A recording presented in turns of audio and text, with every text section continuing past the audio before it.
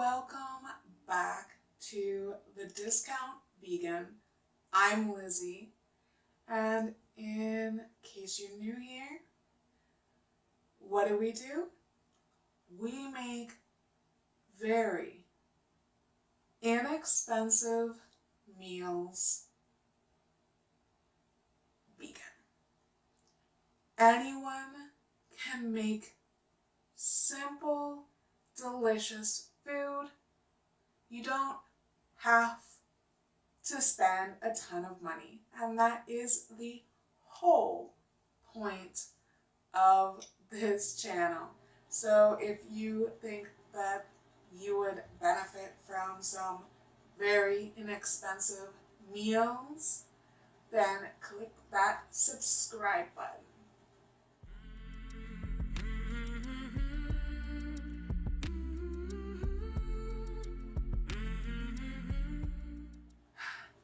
It started a bit as a fail.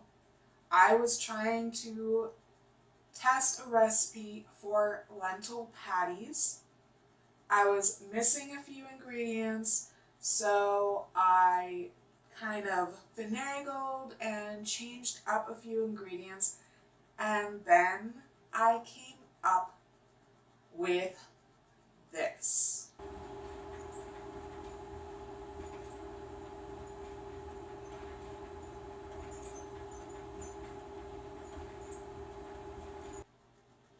So if you want to know how to make that, stay tuned and I'm going to show you. Okay, so let's go over the ingredients. They are so basic.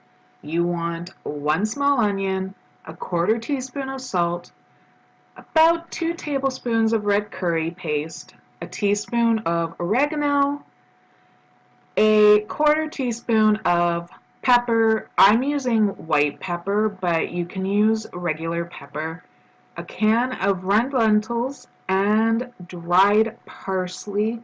About a tablespoon of dried parsley will be absolutely fine. And literally all you have to do is just put all of your seasonings and the onion in your food processor. That's literally like your first step. That's it. And honestly, if you have an option, try drying your own herbs. Both my oregano and my parsley are actually home dried from fresh herbs that I grew myself.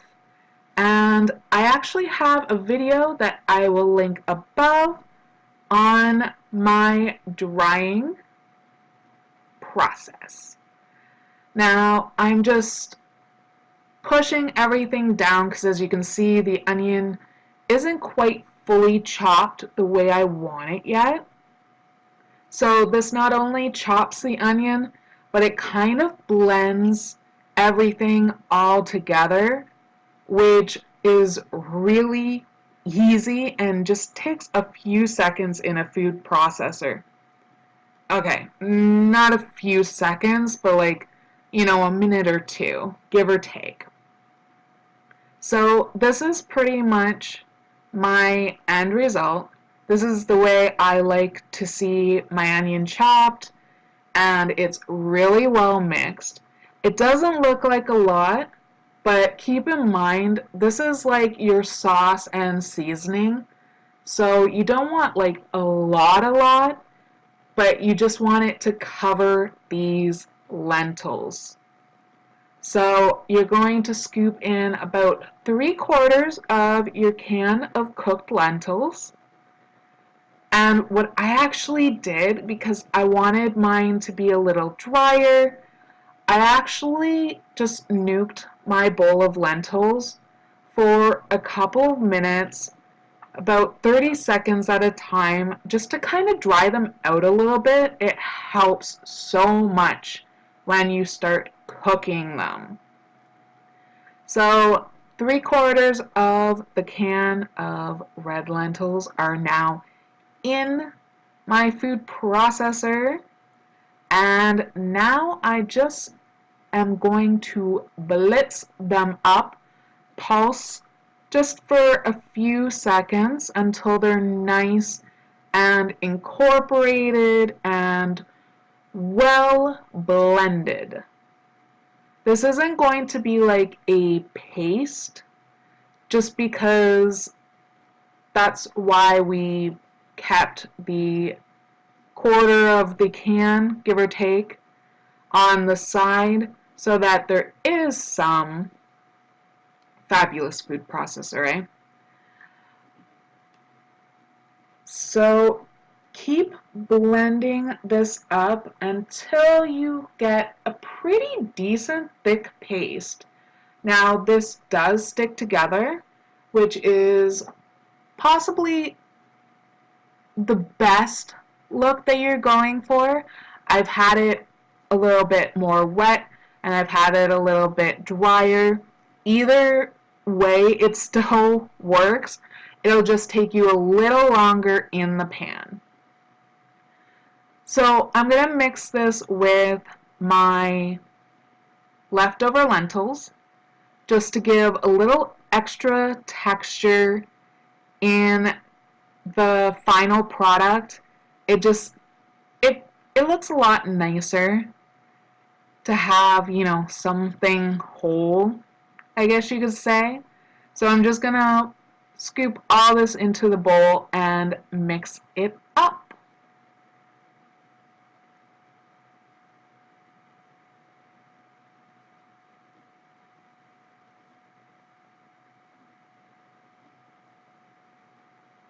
Okay, so I don't know about you, but I always make sure I get as much as I can.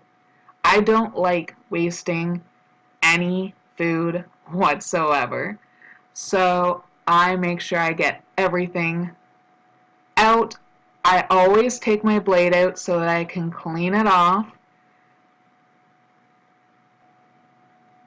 I still can't believe how beautiful this color is with the red lentils and the red curry paste.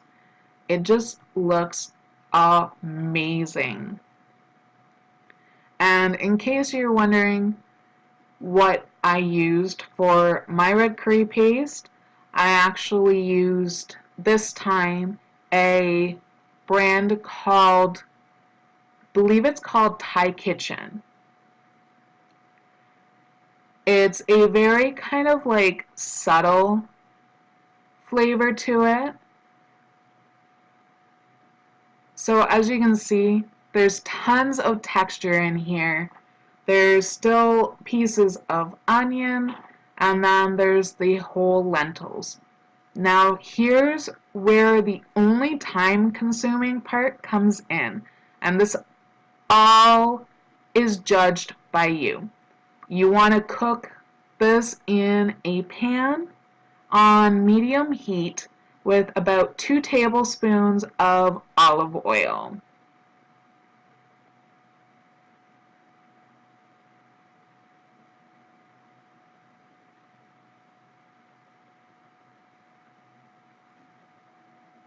Now you don't necessarily need oil. You can use water if you want, but it kind of defeats the purpose because you do want a little bit of a crispness to your lentils.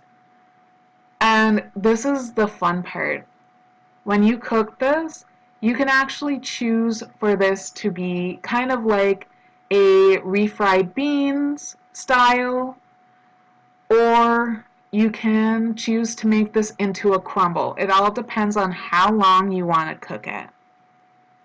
So just mix everything up, and this does take a little bit of time, so while you're waiting for it to cook, feel free to follow me on Instagram, Pinterest, Twitter, Facebook, the whole works, and don't forget to subscribe right here as well so that you always know when I upload a new video.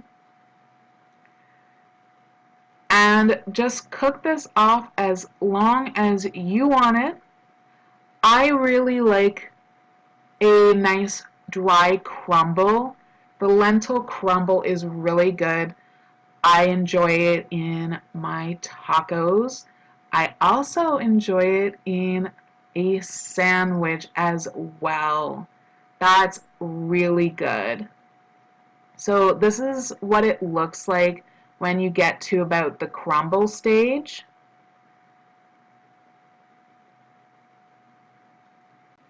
And of course, now that you're done, all you have to do is serve it however you like it. So some really great ideas would be probably in spaghetti, sandwich, like I said, tacos, like I said. This would be really good in a burrito as well. And in case you're wondering, this is what the sandwich would look like. Now keep in mind this is very, very basic because we sometimes have to be incredibly basic. So thank you so much for watching. I hope you enjoyed this video, and I will see you in the next one.